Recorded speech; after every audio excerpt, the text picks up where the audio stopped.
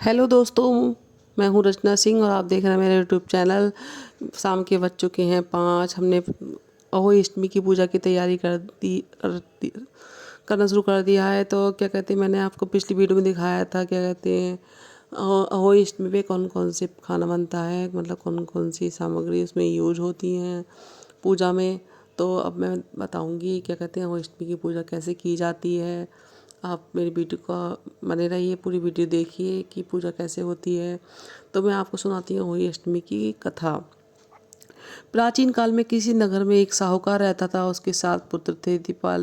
दीपावली से पहले साहूकार की स्त्री घर की लीपा पोती के लिए मिट्टी लेने को खदान में गई और खदान में कुदाल से जब मिट्टी खोदने लगी तो देवयोग से उसी जगह एक सेह की मान थी।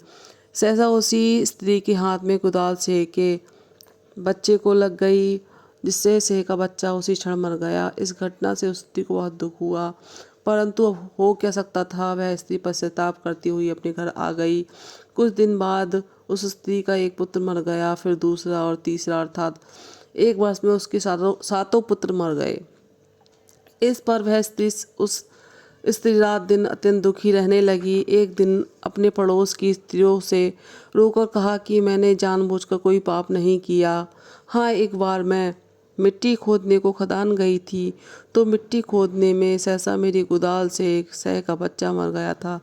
तभी से एक वर्ष के भीतर मेरे सातों पुत्र मर गए। यह सुनकर उन स्त्रियों ने धैर्य देते हुए कहा कि तुमने जो यह पाप किया है, यह बात सबको सुनाकर पश्चाताप किया है, इससे तेरा आधा पाप तो नष्ट हो गया। सो अब तुम उसी अष्टमी को भगवती की शरण में लेकर सह और सह के बच्चों को चित्र बनाकर उसकी पूजा किया करो, क्षमा याचना किया करो। इस ईश्वर की कृपा से तुम्हारे समस्त पाप धुल जाएंगे और तुम्हें पहले की तरह पुत्रों की प्राप्ति हो जाएगी। उनकी बात मानकर उस स्त्री ने कार्तिक मास की कृष्ण पक्ष की अष्टमी को व्रत किया तथा हर एक साल में तो इसी प्रकार उसने अहोई अष्टमी की पूजा की। फिर ईश्वर की कृपा से उसके सातों पुत्र प्राप्त हुए। तभी से इस व्रत की परंपरा चली आ रही है। यह व्रत कार्तिक कृष्ण अष्टमी को रखा जाता है। व्रत में अहोई माता की पूजा की जाती है।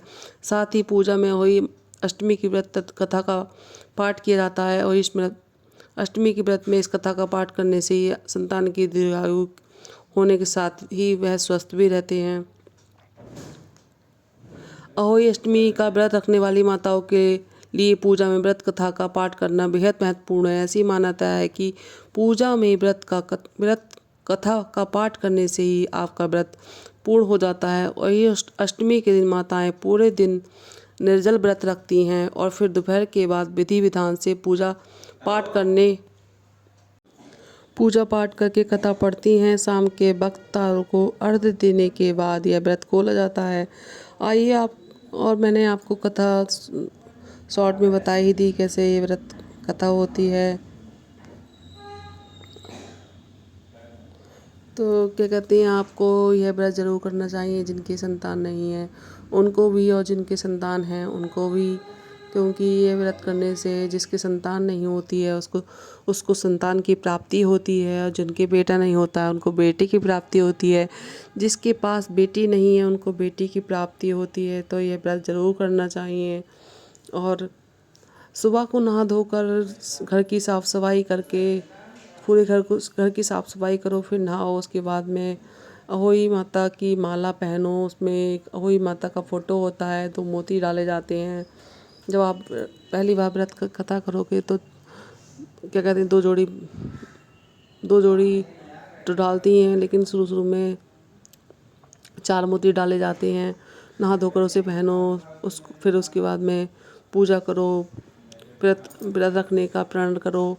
और फिर क्या कहते हैं, आप शाम को क्या कहते हैं, खाना बनाओ, पूजा की सामग्री तैयार करो और व्रत पूरा करने के बाद में बच्चों के हाथ से पानी पीकर व्रत को खोलो। शाम को तारे को अर्घ्य देकर, तारे निकलने के बाद तारे को अर्घ्य देते हैं, मतलब तारों को जल चढ़ाते हैं। उसके बाद में यह व्रत खोला जाता है। और आप क्या कहते हैं, अपनी सासू माँ या कोई भी बड़ी जैसे ननद है, आपकी दीदी है, उनको अपने से बड़ी माता को बायना दो, फिर उसके बाद में उनके पैर छूकर व्रत पूरा कीजिए और अपने बच्चों की दीर्घायु के लिए उनसे कामना कीजिए। मैंने खाने में बनाया था काशी फल, आलू गोभी, पूड़ियाँ, पोहे और केले रखे थे पूजा की थाली में, लड्डू रखे थे, फूल फूल और मैंने काफ़ी चीज़ें बना। मेरे बेटे को कचौड़ियाँ पसंद है, मेरी बेटी को पूड़ी, लेकिन उसे सबसे ज़्यादा पोहे पसंद है। तो वो जब पोहे खा रही थी, मैं उसे कह रही थी बेटा सारी चीज़ का भोग लगाओ। वो आलू गोभी नहीं खाना चाह रही थी, उसने अपने मुंह में बुआ रख रखा था ताकि मम्मी मुझे आलू गोभी नहीं खिला पाएँ। मेरा बेटा सब कुछ खा लेता है, लेकिन उसे कचौड़ियाँ बहुत पसंद है। वो दूध से कचौड़ियाँ खाता है। वो इस टाइम तो खा रहा है, लेकिन बाद में बोलेगा मम्मी अब जल्दी से मुझे दूध से कचौड़ियाँ ले आओ। तो दोस्तों, सबको ये व्रत करना चाहिए विधिपूर्वक, श्रद्धापूर्वक। सबको संतान की प्राप्ति हो, जिनके पास संतान नहीं है उनको संतान की प्राप्ति हो। आप सभी ये व्रत ज़रूर करें।